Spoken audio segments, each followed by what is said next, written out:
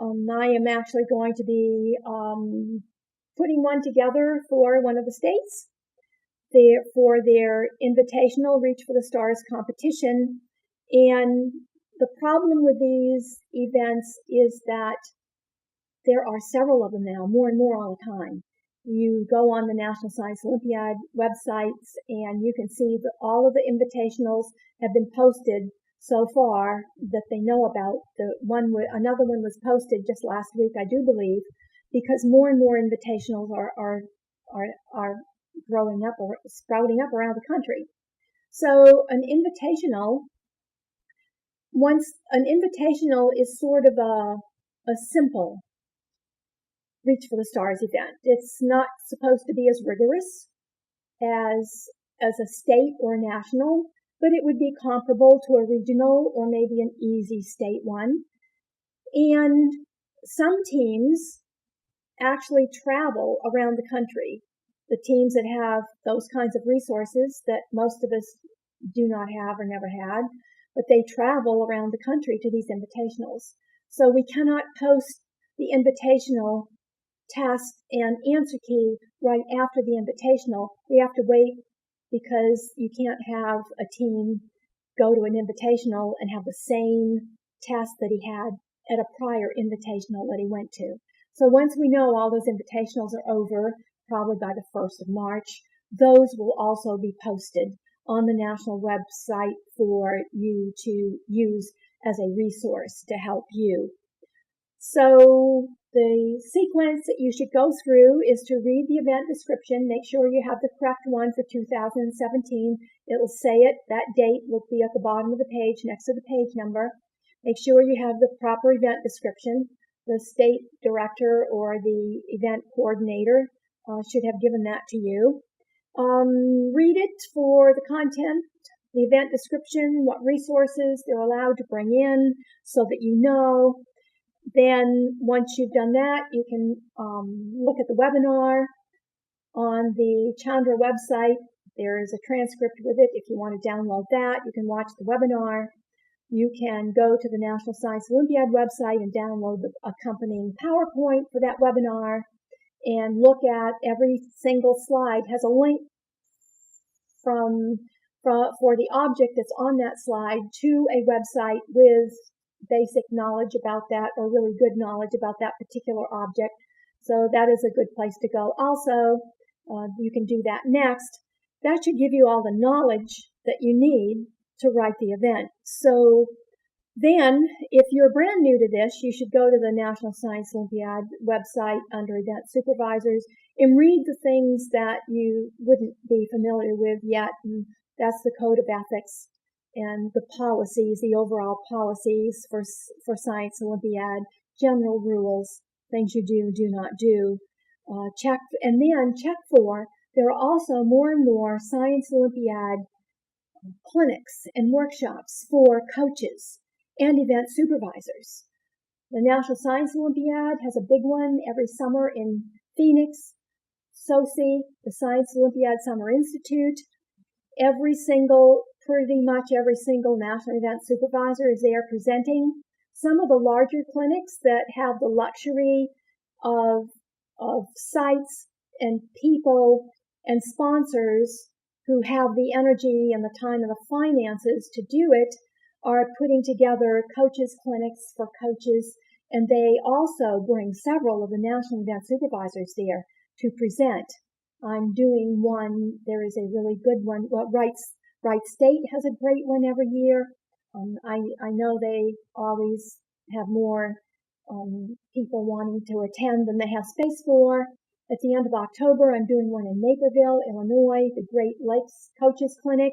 Again, there will be several national event supervisors there or past event supervisors there presenting events, and it is an extraordinary way to interface and get any of your questions answered from national event supervisors. That's always really a good thing. So if you can find any of those close by that you could get to, that would be really important too. Use the websites listed in the event description to go to for resources, and students should do that too. You should never rummage around on the web for content. And we have the websites that are the best places to go. Our websites, a lot of them are NASA websites, of course, for individual missions and wavelengths and whatever, but they have the best ever content. You can trust it. It's not outdated. It's not incorrect. It's not so tried to be so simplified that it becomes meaningless. It's current. You should stick to those websites. One of the websites that's listed in the webinar is the Cool Cosmos that was put together by the Spitzer Group, and it is just a wealth of information on multi-wavelength astronomy and several of the deep sky objects in Reach for the Stars.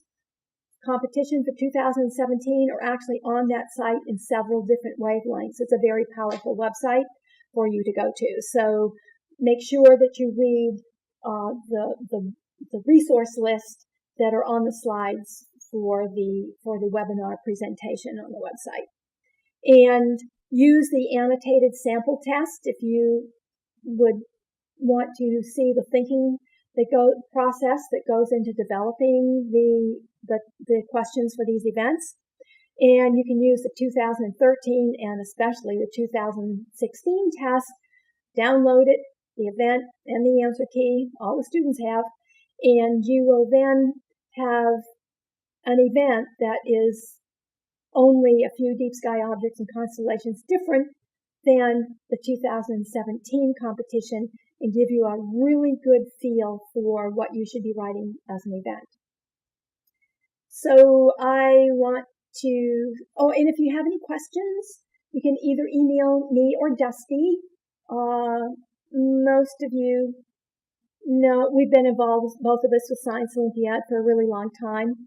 I've been the national event supervisor for astronomy since the very first year it was an event. It's more years than I want to count. And Dusty was my co-event supervisor until he became the Division B event supervisor. You can either ask him or myself any questions, unless they're about the event description when you go to National Science Olympiad and access the clarifications menu. We can answer other questions for you if you're having any kind of difficulty. And how do I want to say it? The way that I think that we have already several things going on to increase the resources that you need to know to write these events, both in Reach for the Stars and astronomy. As I have this really ridiculous title given to me by Science Olympiad, by Jen, and so I don't use it. I can hardly remember it. But basically, my focus now is that NASA has now reorganized their outreach program, so it's no longer mission specific. It is more dedicated towards networking and outreaching and partnerships so that everything gets out to a much wider distribution. And so since National Science Olympiad ticks every box that NASA is interested in, it is just an incredible STEM outreach program, Science Olympiad. And there are many schools. They have the Urban Initiative that they're starting Science Olympiad competitions in inner cities that have very little resources.